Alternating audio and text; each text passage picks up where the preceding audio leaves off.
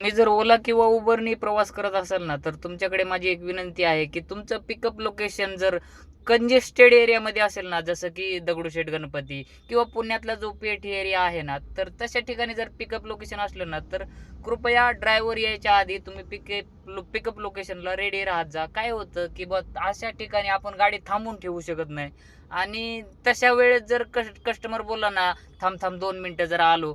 तर कसं आहे की पाठीमागून येणाऱ्या गाड्या त्या ड्रायव्हरला शिवाय देऊ देऊ पार म्हणजे हालत खराब करून टाकतात. तर जरा सहकार्य करत जा की ड्रायव्हर तिथं गाडी थांबवू शकत नाही. जर आपण रेडी राहिलो तर ड्रायव्हरला पण त्रास होणार नाही आणि आपल्याला सुद्धा त्रास होणार नाही.